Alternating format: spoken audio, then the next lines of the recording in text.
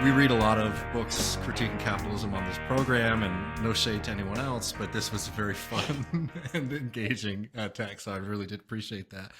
But I mean, I was wondering if maybe to start us off, we'll go a little bit more in depth into some of these things. But I mean, what was it that compelled you to write this book and also write it in the way that you did?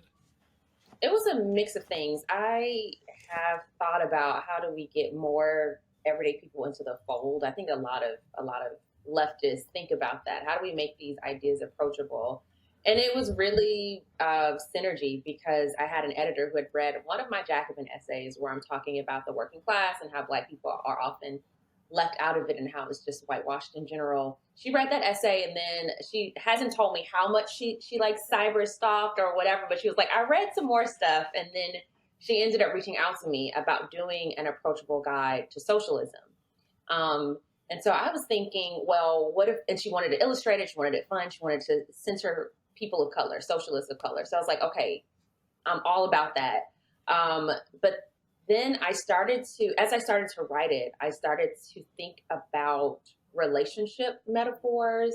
I was in New York, or I had been in New York, gone through a couple breakups. Y'all know dating in New York City is so much fun. And so I was naturally incorporating some of that into the manuscript. But then, after some time, which, we can probably get into the origin story later, I was like, this really needs to be a whole relationship allegory. Like the whole book can center capitalism being a toxic relationship. So I have to just shout out, Madeline Jones for, that's my editor at Algonquin, who like wanted something. But I also felt like a lot of people may not really feel compelled to call themselves socialists. So I really wanted to center a critique of capitalism because I think a lot of people are there, where we're like, this system is fundamentally flawed, but I don't know if I'm socialist yet. So I didn't use socialism on the cover. I was like, let's talk about this beast and then get into why you should be socialist. Mm-hmm. Yeah, I want to say it's a great stocking stuffer for the coming holiday season for somebody like that maybe like is there like they can see rent is too high, they're struggling with student loan debt or something like that, but they are like, I'm not ideological, I'm not a politics person. You give them this and you see some actual like guides there, and I want to dwell on the metaphor a little bit because I'm seeing a lot of this, and it's not you, it's capitalism is I think literally a message that people need to hear, especially young people. Because we see a lot of things when it comes to like loneliness and stuff like that. And so often on like YouTube, for instance, the solutions people say, or the sort of like culprit is pointed to like, well, it's not you, it's feminism, or it's sort of diversity or something like that. And like, it's a real big problem because when I look at like, what was the problem for me dating, after I went to grad school, in part because the economy sucked, but I had to take out loans for that. And then it's like, it's because I have these loans. And I have to get these loans to pay. Like that was the worst thing. It was just very obviously, it's not a metaphor. It's like this structure is what's getting everybody down. We can't buy a house, like you mentioned in the book. Like these sorts of things, we aren't able to like put ourselves first. And then we're like we're given all these other culprits for that. And it is just the system we're under. Yeah, no, I think that's a good way of thinking about it. And I think, part of why I wanted to center, I really do center conversations about race and racism and white supremacy and how that was fundamental to the creation of capitalism. Because instead of blaming or instead of even acknowledging that there's this larger beast out there, I think there's a tendency to blame each other.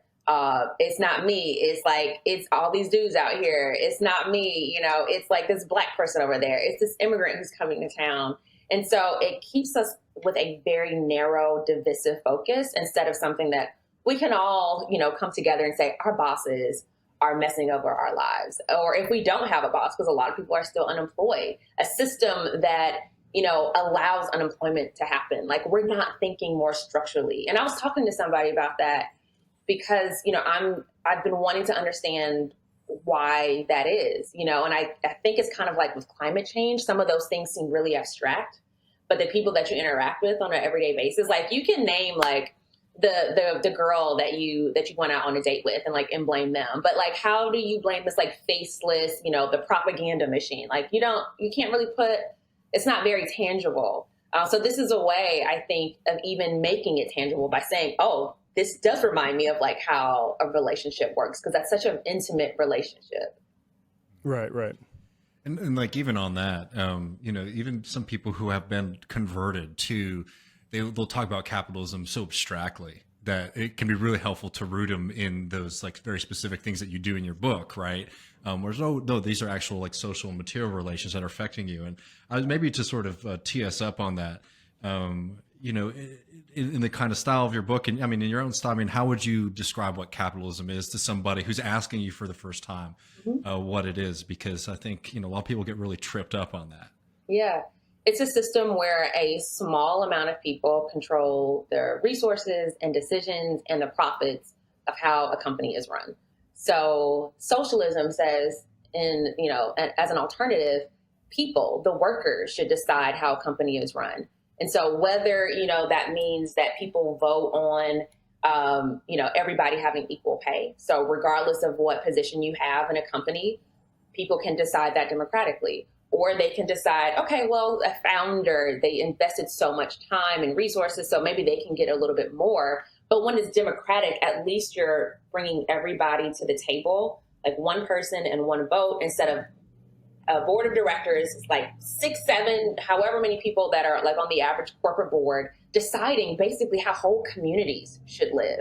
Because if, you know, A.O. Smith, which is a company that's based in Wisconsin where I lived, if they just decide, hey, we want to completely shutter, you know, this car business and do, you know, water filtration, and we're going to go out to China, they can do that. And a whole zip code, a whole city can be destroyed by that.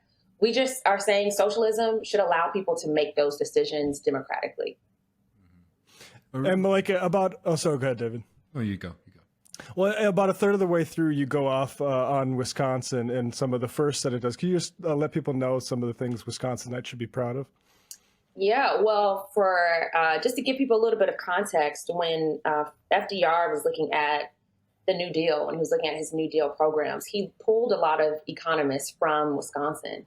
And Chicago is known, you know, the University of Chicago is known for having this laissez-faire. Like there's a specific Chicago school of economics that is very individualized. It's hyper-capitalist. But there were economists in Wisconsin, which is just one state over, who said, we actually need to center workers in this. And they came from this economist named John Commons, who identified as a socialist. So essentially we had a whole school of economics that came out of UW-Madison that was influenced by John Commons, a socialist. And so because of that, Wisconsin became like the first state to have workers' comp. They had like their own version of like of Social Security. They wanted to make sure that there was unemployment insurance. And so these are essentially ideas. I don't know if you want to call it socialist ideas per se, or they're ideas that came from a socialist, however you want to describe it, or a socialist school of thought that ended up becoming a model for the rest of the country. And so FDR pulled these economists who came out of this school, like literally from, you know, UW-Madison, and put them in various leadership positions as they were coming up with, you know, the ideas for Social Security and Medicare and things like that throughout the country. Right.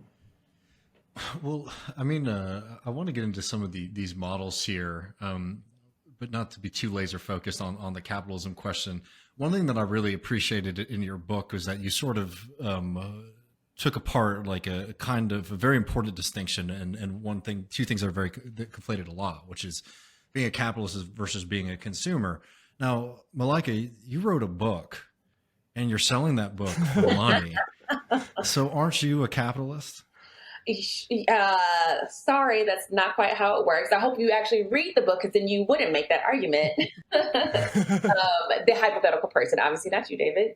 Because I had somebody who DM'd me, was like, you're making money off of this book. Are you going to redistribute the profits? First of all, that's not how publishing works. Like, I'm not making money right now. This is a loan, like student loans that I have to pay back. Anyway, if they don't get It's actually an important point for people who don't know that. Right. Like, no, I'm not like rolling in dough right now from this.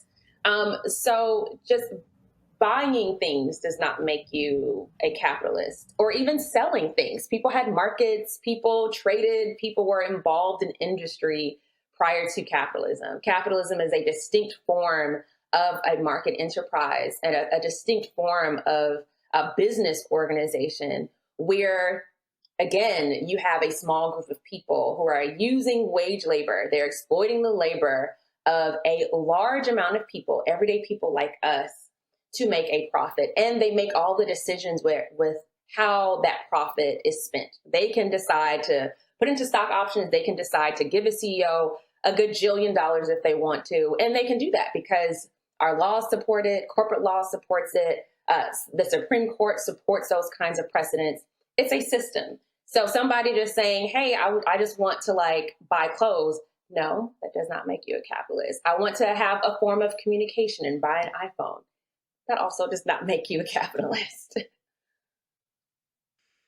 Yeah, and I mean, I would just add too that like it's always rich when you hear people make those kind of arguments that like doing something is like being a capitalist, right? When in fact it's the capitalists are the people who aren't working in the first place, right? And it's like the working class are the people who are doing all these things, and we should have pride in the things that workers produce. They're incredibly important, and it's always bizarre to me to see like the people who, the logic of a capitalist is you make, I take, basically.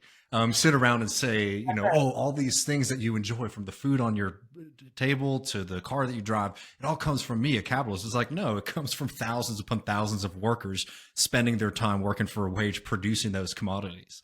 Right. So it's bizarre to me to let those guys get away with that argument. Yeah, and I think it's also based on a very archaic notion of what capitalism is, because there are so many capitalists who didn't they didn't create the companies that are creating these widgets and creating these products.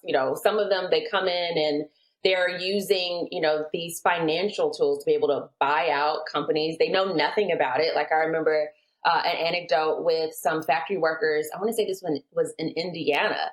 And so I think it was actually Mitt Romney's, what was his Bain Capital that came in, and they basically built a stage, and people were so like, it was like almost mythological at this point, because people repeated this story so many times because it just hurt them to their core, where he just came in, where his company came in, and they're like, okay, you guys like built this stage. It was workers for this company, and they built the stage in order for the corporate leaders of Bain Capital to then tell them they were all getting fired because they were going to like essentially bankrupt the company and then like pivot to another company after that. And so these are it's such a huge financialization where corporate leadership is not even tied to products that much anymore. It's just tied to how clever you can be with, just maneuvering the system. Right. We talked a little bit about that with like the shareholder buybacks. Like these people, they come from business schools with no real idea except how to maximize short-term profit to make it look good in the stock market. And like Linda Yaccarino at Twitter, like is she there because she knows how to make a really good, social media app, or is she there because she's trying to, be Elon's henchman?